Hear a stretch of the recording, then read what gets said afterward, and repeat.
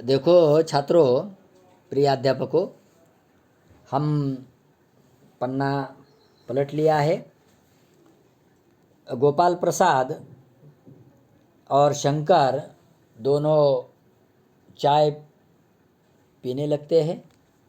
तो शंकर कहता है, सरकार अब ज़्यादा चीनी लेने वालों पर टैक्स लगाएगी। यहाँ तक हमने देखा था। देखो, ताकि जैसे ही कुछ बात करे, इसीलिए उन्होंने ये बात की है कि अब गोपाल प्रसाद कहता है, चाय पीते पीते जो कि चुस्कियाँ लेते हैं, सरकार जो चाहे सो कर ले, पर अगर आमदनी करनी है तो सरकार को बस एक ही टैक्स लगाना चाहिए।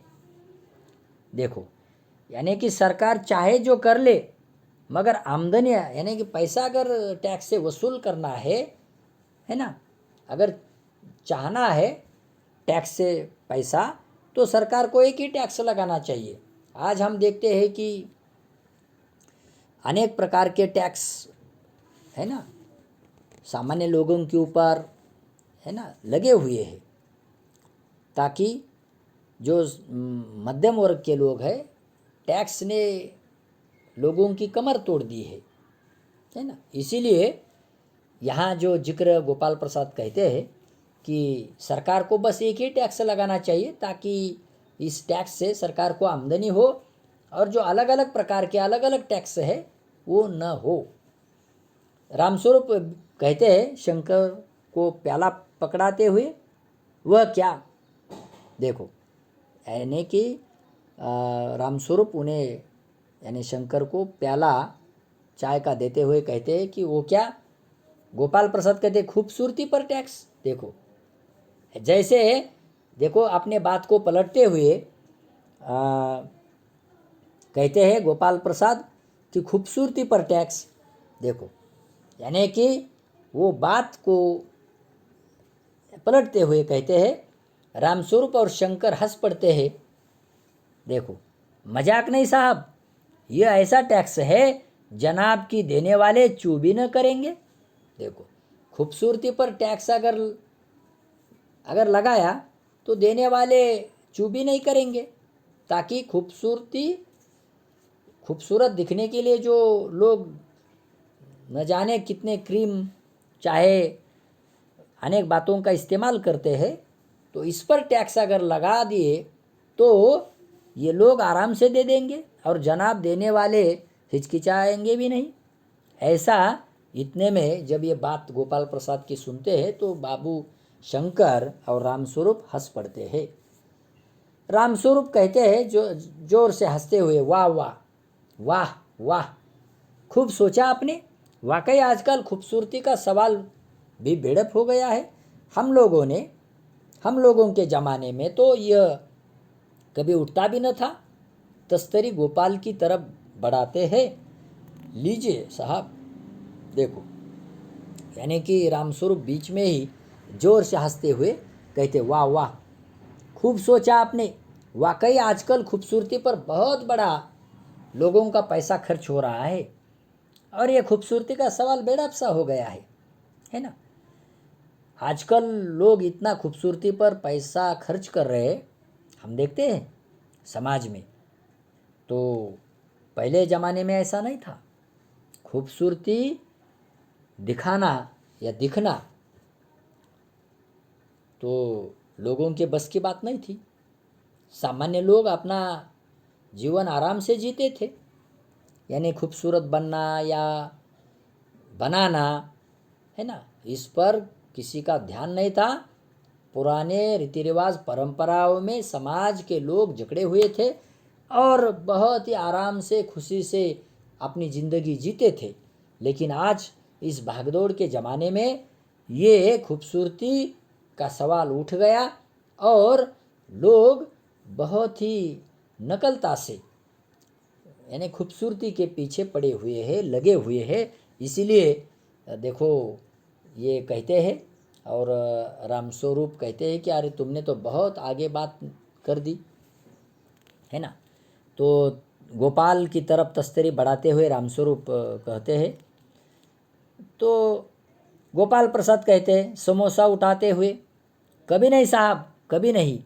देखो, गोपाल प्रसाद कहते हैं समोसा उठाते, कभी नहीं साहब, कभी नहीं। तो रामस्वरूप कहते हैं शंकर की तरफ मुखातिब होकर, आपका क्या ख्याल है शंकर बाबू? शंकर कहते हैं किस मामले में? रामस्वरूप कहता है यही कि शादी तय करने में खूबसूरती का हिस्सा कितना होना चाहिए। देखो, अब देखो, रामस्वरूप शंकर की तरफ मुखातिब होकर उनके चेहरे की तरफ देखकर, आपका क्या ख्याल है, तुम्हारा विचार क्या है खूबसूरती के बारे में शंकर बाबू? यानी बेटे को ही रामस्वरूप का प्रश्न है खूबसूरती के मामले में। तो शंकर थोड़ा अपने आप को संभालते हुए कहता है किस मामले में?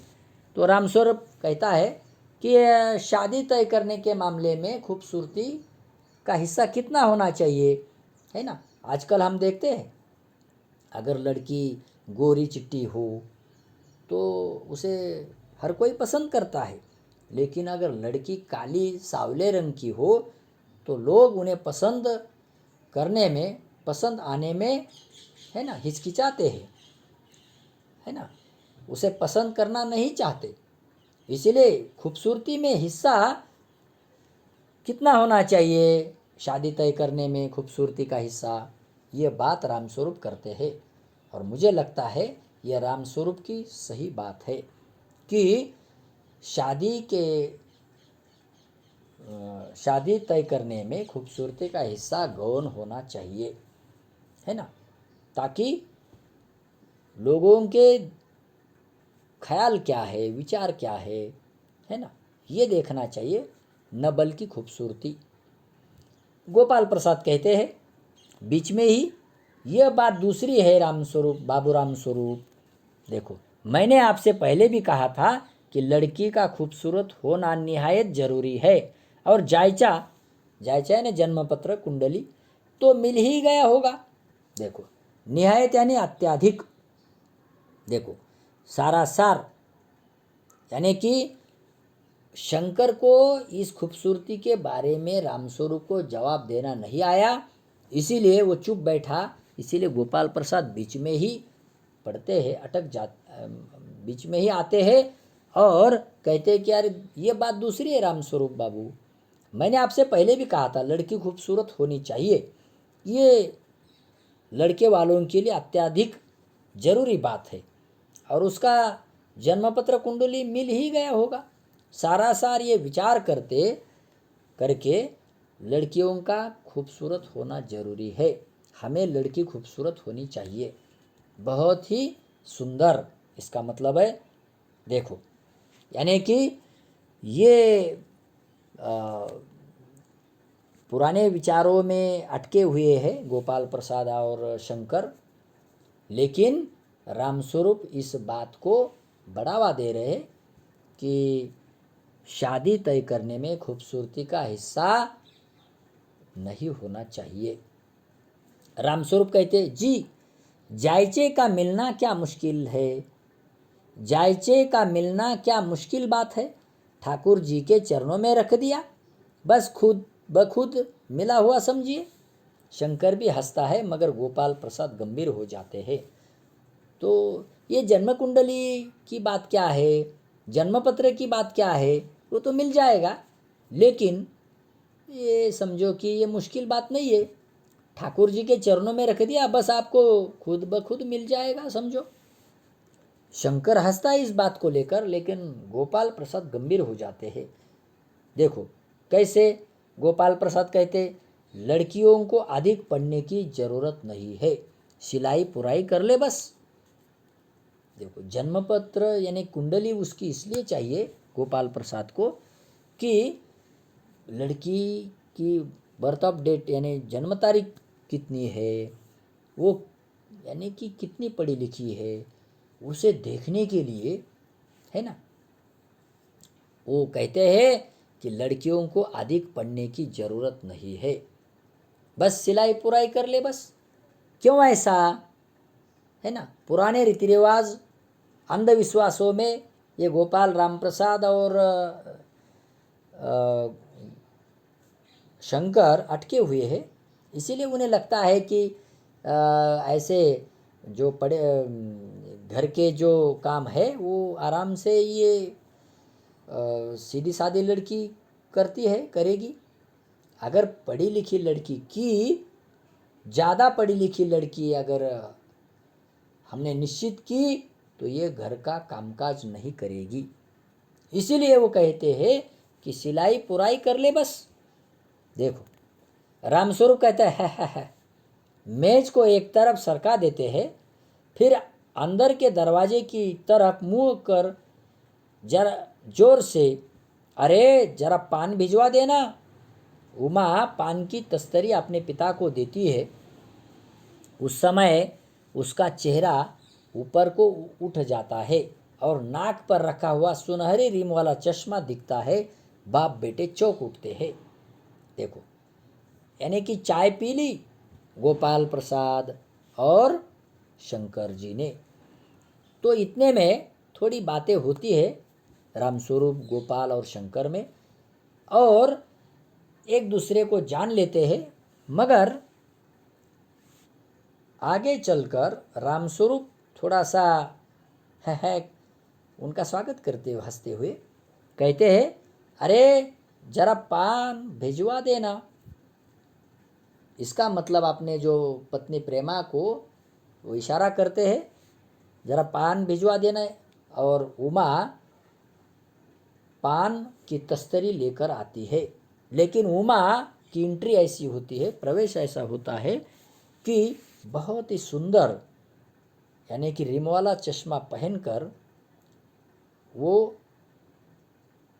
पान की तस्तरी ले आती है। और उमा के चेहरे की तरफ देखकर गोपाल प्रसाद और शंकर बाप बेटे चौंक उठते हैं, आश्चर्यचकित होते हैं, इसका मतलब है।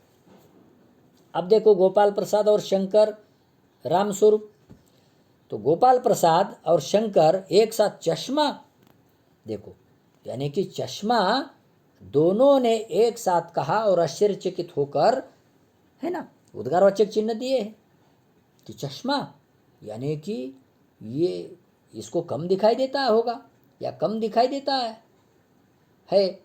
ये ऐसा मन में जानकर अचानक आश्चर्यचकित होकर ये बात करते हैं चश्मे की।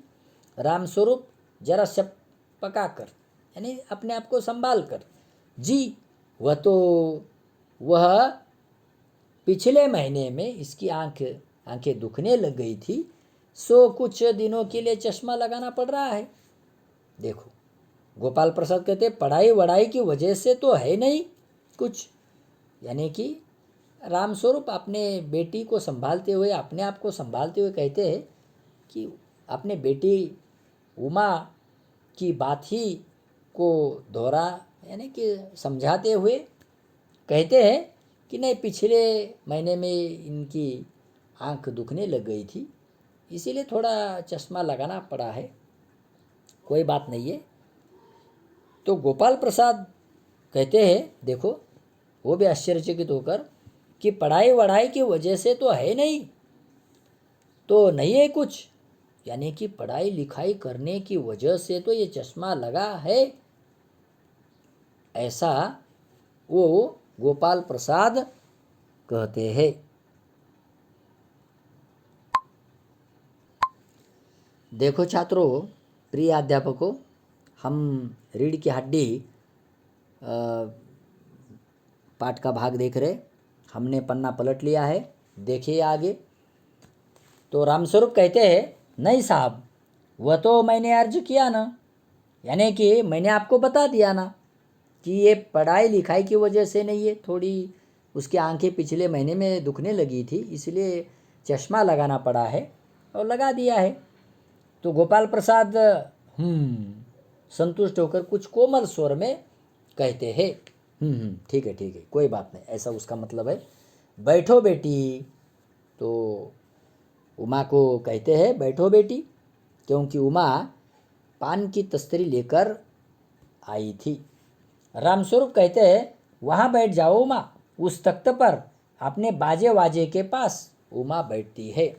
देखो जहाँ हारमोनियम बाजा ये रख दिया है, तो वहाँ उमा को बैठने के लिए रामस्वरूप कहते हैं, क्योंकि उमा अच्छे हारमोनियम बजाने वाली लड़की है, उच्च शिक्षित है, और रामस्वरूप उसके अच्छे पिता है, वो स्त्री शिक्षा के पक्षधर है, मगर थोड़ा सा अपने बेटी की जो शिक्षा है उसको छुपाने की बात उनके सामने कर रहे हैं। तो आगे देखें क्या होता है। गोपाल प्रसाद कहते हैं चाल में तो कुछ खराबी है नहीं, चेहरे पर भी छवि है, हाँ कुछ गाना बजाना सीखा है। देखो, यानी कि चाल में तो कुछ खराबी है नहीं, चेहरे पर भी छवि है, यानी कि अच्छी छवि है तुम्हारी, और अच्छी छवि होने के कारण तो आप अच्छा गाना बिना भी गाती होगी, गाना बजाना भी सीखा होगा। तो ठीक है, कोई बात नहीं, आपका जो चाल है तो वो आप गाइए। तो रामस्वरूप कहते हैं, जी हाँ, सितार भी और बाजा भी। सुनाओ तो उमा एक आध गीत सितार के साथ। उमा सितार पर मीरा का मशहूर भजन मेरे तो गिरधर गोपाल गाना शुरू कर देती है, और उसकी आंखें शंकर की झेपती सी आंखों से मिल जाती है, और वह गाते गाते एक साथ रुक जाती है। देखो, जैसे ही उमा सितार पर मीरा के मशहूर बहुत ही प्रसिद्ध ऐसे भजन मेरे तो गिरधर गोपाल गाना शुरू कर देती है, और बहुत ही अपने लय ताल के साथ अपने ही चाल में अपने ही धुन में जब गाने की कोशिश करती है, तब अचानक उमा की आंखें शंकर की तरफ झेंपती सी यानी शर्माती सी मिल जाती है, यानी कि उमा शंकर की तरफ देखती है और शर्मा जाती है, और गाते गाते एक साथ रुक जाती है। अचानक उनकी नजरिया होता है। तो रामस्वरूप कहते हैं, क्यों, क्या हुआ, गाने को पूरा करो उमा। देखो, यानी कि पिताजी की बात उमा मानती है। तो आगे क्या गोपाल प्रसाद कहते हैं, गोपाल प्रसाद, नहीं नहीं साहब, काफ़ी है, आपकी लड़की अच्छा गाती है। उमा सितार रख कर अंदर जाने को बढ़ती है। गोपाल प्रसाद कहते हैं, अभी ठहरो बेटी। रामस्वरूप, थोड़ा और बेटी रहो उमा, थोड़ा और बैठी रहो उमा। उमा बैठती है। देखो, यानी कि इतना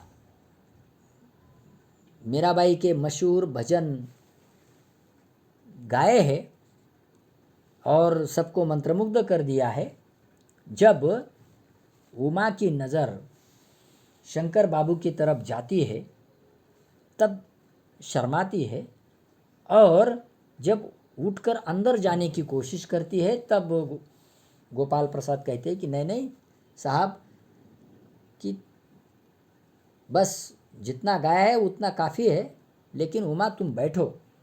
जब उमा बैठती है, ठहर जाती है, तब गोपाल प्रसाद क्या कहते हैं उमा से, तो तुमने पेंटिंग वेंटिंग भी सीखी है।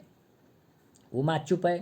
रामस्वरूप कहते हैं, हाँ वह तो मैं आपको बताना भूल ही गया, यह तो तस्वीर टंगी हुई है कुत्ते वाली, इसी ने बनाई है, और वह उस दीवार पर भी देखो।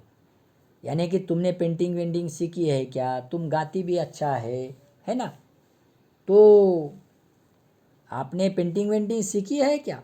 ये पेंटिंग वेंटिंग या क्या है, शब्द युग्म है।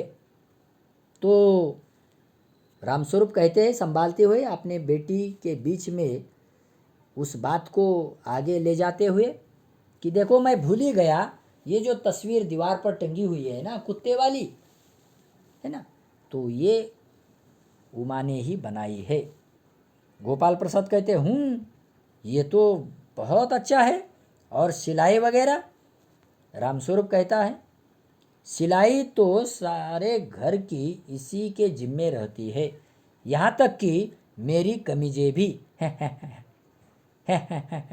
देखो, यानी कि हंसते हुए अपने बेटी को देखो बहुत ही अच्छी तरीके से पेश करते हुए, यानी कि लोगों अपना पक्ष गोपाल प्रसाद के सामने रखते हुए, यानी देखो ये सिलाई तो करती है, अच्छी करती है, और घर की पूरी जिम्मेदारी कपड़े सिलाने की इसी पर है।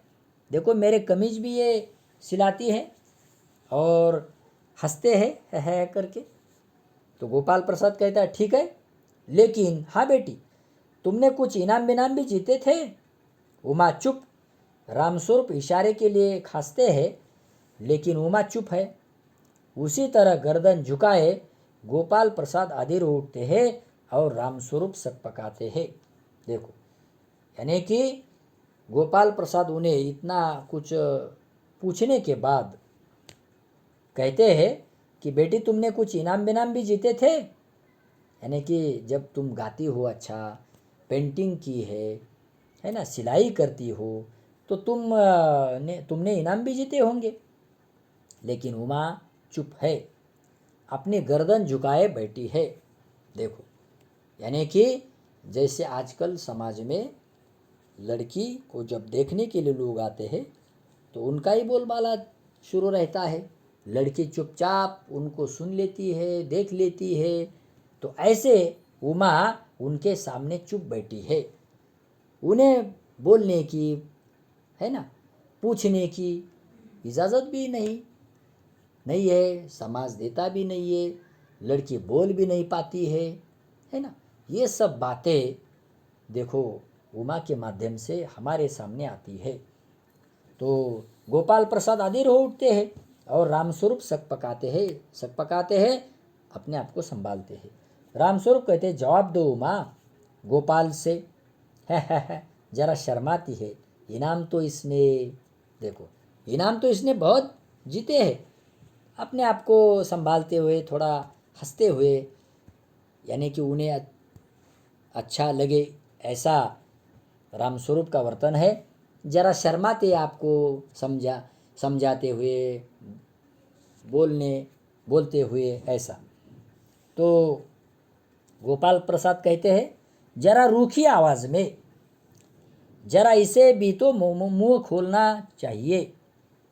देखो, गोपाल प्रसाद पेशे से वकील है। वो कहते हैं तुम ही हमेशा बात करने लगे हो, हाँ, जरा इसे बोलने की इजाज़त तो दो, इसे तो मुंह खोलना दीजिए। रामस्वरूप कहते उमा देखो आप क्या कह रहे हैं, जवाब दो न। उमा कहते देखो, अब जब गोपाल प्रसाद बोल रहे, और रामस्वरूप ने, यानी कि पिताजी ने जब कहा कि उमा जवाब दो, अरे चुप रहने से देखो ये सब बातों का पता नहीं चलेगा कि हम क्या है, कैसे है। बोलने के बाद ही लोगों के समझ में आएगा, है ना। तो इसीलिए उमा कहती है, क्योंकि उन्हें बल मिला पिताजी के माध्यम से, और हल्की लेकिन मजबूत आवाज़ में, क्या जवाब दूँ बाबूजी, जब कुर्सी मेज बिकती है तब दुकानदार कुर्सी मेज से कुछ नहीं पूछता, सिर्फ खरीदार को दिखला देता है। पसंद आ गई तो अच्छा, वरना। देखो, बहुत उमा ने अच्छी बात की है। जब हल्के और मजबूत आवाज़ में गोपाल प्रसाद और शंकर को क्या जवाब दूँ बाबूजी, है ना, जब दुकानदार के दुकान में कोई अगर ग्राहक, है ना, कुछ चीज़ें लेने के लिए आता है, चाहे कुर्सी हो, मेज हो, तब दुकानदार से पूछता है ना, लेकिन कुर्सी मेज से नहीं कुछ पूछता। तो दुकानदार ही बता देता है कि ये कुर्सी अच्छी है, ये मेज अच्छा है, ज़्यादा टिकेगा, सुंदर है, कम दाम वाला है। लेकिन कुर्सी मेज को कोई नहीं पूछता, ये खरीदार ही उन्हें दिखला देता है। अगर पसंद नहीं आया तो फिर दूसरा दिखला देता है, नहीं पसंद आया तीसरा दिखा देता है। लेकिन उन्हें कुर्सी मेज को कोई नहीं पूछता, पसंद आया तो ले लिया, नहीं तो ठीक है, कोई बात नहीं करके आगे जाते हैं लोग। वैसे उमा ने बहुत ही, यानी कि इतना सब मैंने अच्छा मीरा का भजन गाया, पेंटिंग दिखाई, देखी, है ना, और सिलाई, यानी कि सब बातें हमने बता दी, तुमने समझा दी, लेकिन इनके बारे में कुछ पता नहीं चला। देखो कि मुझे क्या पसंद है ना, मेरी क्या पसंद है, ये बात किसी ने पूछा नहीं। रामस्वरूप कहते चौंक कर खड़े हो जाते, उमा उमा। देखो उमा कहते अब मुझे कह लेने दीजिए बाबूजी।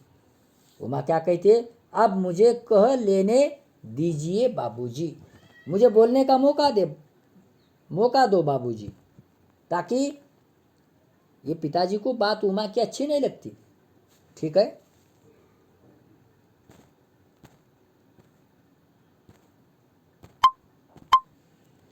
देखो छात्रों, प्रिय अध्यापकों, हम रीढ़ की हड्डी का अगला पन्ना देख रहे। हमने पन्ना पलट लिया है। देखो ये जो बात है उमा ने गोपाल प्रसाद और शंकर बाबू के सामने, पिताजी के सामने रखी, तो रामस्वरूप चौंक कर खड़े हो जाते हैं। उमा उमा, बहुत ही आश्चर्यचकित होकर कि उमा ने ऐसे नहीं बोलना चाहिए, ऐसा वैसा पिताजी को लगता है। मगर उमा कहते अब मुझे कह लेने दीजिए बाबूजी, मुझे बोलने दीजिए, है ना। क्योंकि गोपाल प्रसाद ने अभी कहा था ना कि अरे तुम ही बोलते जाओ क्या, हाँ, अपने बेटी को तो मुंह खोलने दीजिए। अब मैं बोलने लगी हूँ, इतना सब उन्होंने कह दिया, तो मुझे बोलने दीजिए बाबूजी। तो गोपाल प्रसाद कहते हैं ताव में आकर, थोड़ा आवेश में आकर, बाबू रामस्वरूप, आपने मेरी इज्जत उतारने के लिए मुझे यहाँ बुलाया था। देखो उमा कहती तेज आवाज में, जी हाँ, और हमारी बेइज्जती नहीं होती जो आप इतनी देर से नापतोल कर रहे। देखो यानी कि गोपाल प्रसाद बाबू रामस्वरूप से कहते हैं कि आपने मेरी इज्जत उतारने के लिए मुझे बुला लिया था क्या। हाँ, बहुत ही लिहाज करके गोपाल प्रसाद और शंकर का उन्होंने अच्छा खासा स्वागत किया था, लिहाज के साथ सब बिठाया, शान शौकत से उन्हें सब बातें की, लेकिन उन्हें उसमें भी बेइज्जती लग रही है। तो उमा ने कहा तेज आवाज में, हमारी बेइज्जती और नापतोल आप इतनी देर से कर रहे और हम चुप सहते रहे, है ना, ये कौन सी बात है, हमारी बेइज्जती आपने की है। हाँ, तो शंकर कहता है बाबूजी चलिए। गोपाल प्रसाद कहते हैं क्या तुम कॉलेज में पढ़ी हो। रामस्वरूप चुप। उमा कहते जी हाँ, मैं कॉलेज में पढ़ी हूँ, मैंने बीए पास किया है, कोई पाप नहीं किया, कोई चोरी नहीं की, और न आपके पुत्र की तरह लड़कियों के हॉस्टल में ताक झाँक कर कायरता दिखाई है।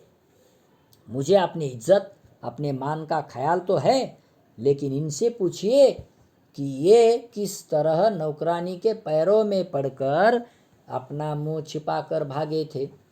देखो अब जब ये बात उमा ने बहुत ही तीखे स्वर में कही है, जब गोपाल प्रसाद पूछते हैं कि क्या तुम कॉलेज में पढ़ी हो, रामस्वरूप ने ये बात छुपा के रखी थी ताकि ये जो थे ये विवाह को बिजनेस मानने वाले लोग थे। गोपाल प्रसाद और शंकर पेशे से वकील थे, डॉक्टर थे, मगर उन्हें कम पढ़ी लिखी लड़की करनी थी, चाहिए थी, और ये रामस्वरूप ने इस बात को छुपा के रखा था।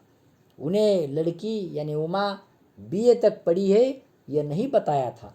इसलिए उमा कहती है कि मैं कॉलेज में पढ़ी हूँ, मैंने बीए पास किया है, कोई पाप नहीं किया है। अच्छा खासा पढ़ना, उच्च शिक्षा लेना ये कोई पाप नहीं है, चोरी नहीं है, और ये लड़की का अधिकार है, शिक्षित होना उनका हक है। देखो ये चोरी नहीं की है। आपके पुत्र की तरह लड़कियों के हॉस्टल में ताक झोंकना, ताक झांक कर कायरता दिखाना, ये तो बहुत बेइज्जती का सवाल है। और आपके लड़के ने ये बेइज्जती की है। ये तो लड़कियों के हॉस्टल में चोरी छुपे आगे पीछे करता था, और जब अनेक बार वो पकड़ा भी गया था। मैं तो इज्जत से पढ़ी लिखी हूँ, उच्च शिक्षित हूँ, उच्च शिक्षा मैंने पाई है, ये कोई पाप नहीं किया। आपके लड़के के जैसा मेरी तो बेइज्जती कहीं नहीं हुई है। मुझे अपनी इज्जत और मान का ख्याल तो है, लेकिन आपके लड़के को पूछिए इनकी इज्जत और मान कहाँ है, कहाँ गया हुआ है। क्योंकि ये आपका लड़का नौकरानी के पैरों में पड़कर मुंह छुपाकर भागा था। देखो, जब इनकी उमा ने इज्जत उतारी, यानी कि सही बात बता दी, गोपाल प्रसाद का बेटा शंकर कैसा है, देखो ये जब यानी गोपाल प्रसाद के सामने लाया तो गोपाल प्रसाद उनके सामने टिक नहीं पाए, उमा के सामने, ताकि ऐसे यानी कि पढ़े लिखे लोगों के जो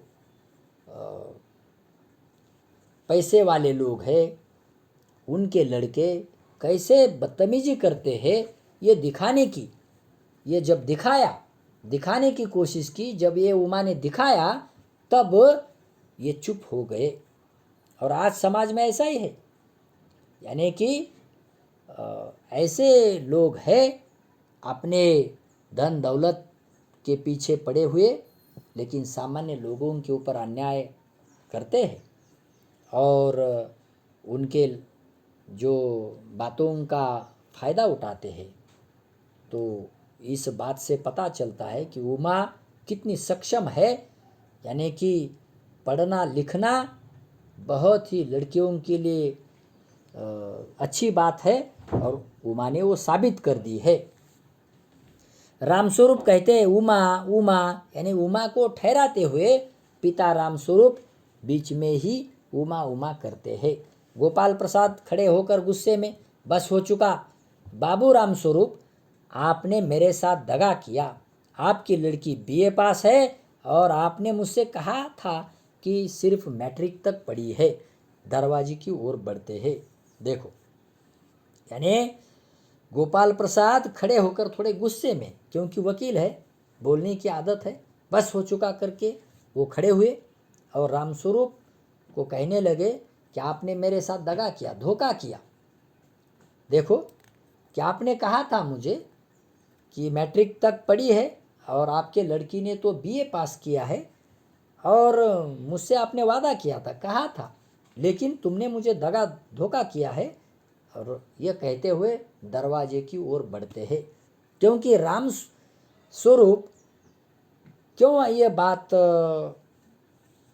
उन्होंने छुपा के रखी है, क्योंकि उन्हें लगता था कि अगर पढ़ी लिखी लड़की अगर वो नहीं मानेंगे तो बेटी की शादी विवाह नहीं हो जाएगा। इसीलिए रामस्वरूप ने उमा की जो बीए तक की पढ़ाई है वो छुपा के रखी, और उन्हें कैसी लड़की चाहिए थी, कम पढ़ी लिखी साधारण लड़की, 10वीं कक्षा तक पढ़ने वाली लड़की चाहिए थी, ताकि घर का जो भी असाधारण काम, यानी कि ऐसे पड़ा हुआ काम है, साधारण काम है, वो करने योग्य लड़की उन्हें करनी चाहिए थी। इसीलिए रामस्वरूप ने ये बात छिपा के रखी थी। अब देखो, ये गोपाल प्रसाद और शंकर दरवाजे की ओर बढ़ते हैं। उमा कहते, जी हाँ जाइए, जरूर चले जाइए। देखो, लेकिन घर जाकर जरा ये पता लगाएगा कि आपके लाले बेटे की रीढ़ की हड्डी भी है या नहीं, यानी बैकबोन। देखो, उमा ने बहुत ही अपने आप को संभालते हुए ताकत से कह दिया कि देखो, जाइए जाइए, जरूर चले जाइए, कोई बात इसमें दो राय नहीं है, लेकिन घर जाकर जरा ये भी पता लगाइएगा कि आपके लाले बेटे की रीढ़ की हड्डी है या नहीं। क्योंकि इस रीढ़ की हड्डी में देखो ये ताकत भी नहीं है, वो संभाल भी नहीं पाएगा। और दूसरी बात यह है, ये बैकबोन है, यानी कि बहुत ही ऐसे अपने आप को न संभालने वाला, यानी कि रीढ़ की हड्डी टूटने वाला ये लड़का आपका है। देखो, यानी कि घर जाकर इसका पता लगाइएगा। और उमा ने इन दोनों को ठुकराते हुए वहाँ से निकाल दिया। बाबू गोपाल प्रसाद के चेहरे पर बेबसी का गुस्सा है और उनके लड़के के रुलासापन। दोनों बाहर चले जाते हैं। उमा सहसा चुप हो जाती है। देखो, उमा चुप हो जाती है, क्यों? क्योंकि उमा ने अपना लड़के का सही जो वर्तन था कॉलेज में का, वो देखा था। कितनी बार वो मुंह छुपाकर भागा था, ये भी उनके पिता गोपाल प्रसाद के सामने लाया। जब भूल चूक शंकर की दिखाई, तब ये गुस्से में, है ना, बेबस हो गए, लाचार हो गए, गुस्सेल बने। अगर कोई लड़के का वही अगर कोई बेबसी बताए, है ना, जैसे कि उनकी बात बताए, तो किसी लड़के को, पिता को अच्छा नहीं लगेगा, लड़के को अच्छा नहीं लगेगा। लेकिन ये उमा ने उन्हें समझाने की कोशिश की और दिखाने की कोशिश की।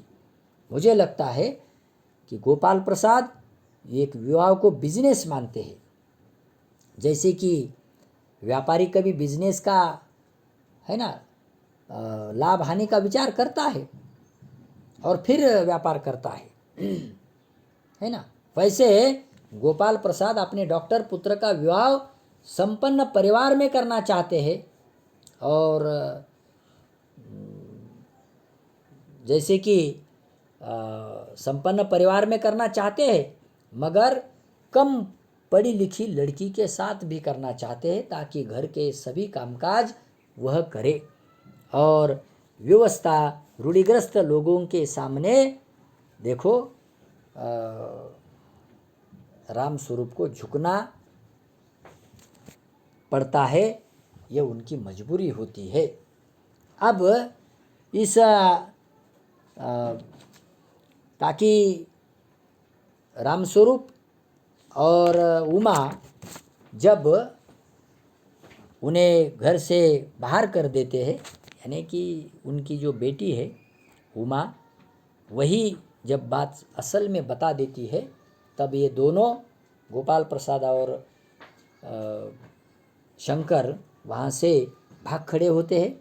हमें ये समझना चाहिए, इस पाठ से हमें ये सीख लेनी चाहिए कि गोपाल प्रसाद वकील है, उनका पुत्र डॉक्टर है, लड़की देखने आए हैं, पुत्रवधू के रूप में एक मैट्रिक पास लड़की चाहते हैं, मगर ज़्यादा पढ़ना उन्हें अच्छा नहीं लगता। स्वयं पढ़े हैं, लेकिन लड़की ज़्यादा पढ़े ये उन्हें अच्छा नहीं लगता। तो ये कैसा विरोधाभास है।